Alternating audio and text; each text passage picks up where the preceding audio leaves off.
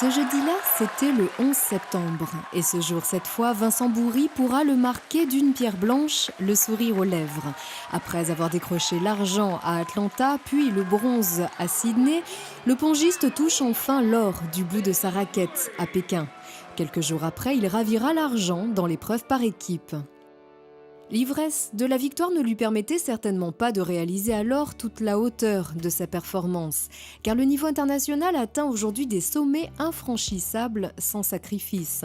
La seule qualification pour ses 4e Jeux relevait déjà de l'exploit.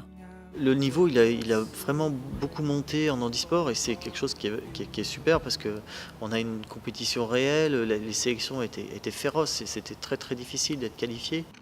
Et plus encore lorsqu'on se doit de remplir des obligations professionnelles particulièrement délicates. Vincent doit en effet conjuguer sa mission d'ingénieur en informatique chez Hewlett-Packard avec un entraînement intensif, mais il a pu compter sur son employeur pour mieux aménager ses horaires et se donner toutes les chances de réussir. Je travaille dans la sécurité informatique.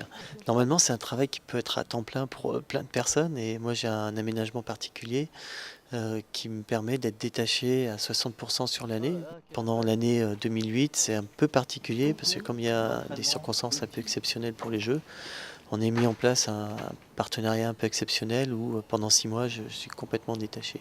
La recette a porté ses fruits. Vincent Bourri a pu honorer le sport français dans l'empire du milieu, là où le tennis de table déchaîne les passions. En Chine, il y a des gens qui me connaissent, alors qu'en France, le ping, c'est plutôt un sport que personne connaît.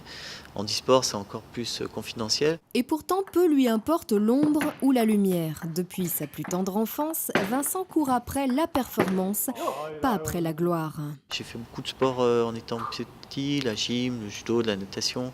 Et j'étais plus orienté sur le tennis, tout en faisant des compétitions et des entraînements de tennis de table.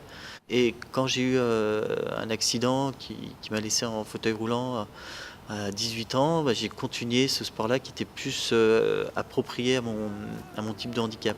Un sportif, tout simplement, sur la scène sportive. Comme dans la vie de tous les jours, Vincent se bat pour gommer les différences et pour changer les esprits.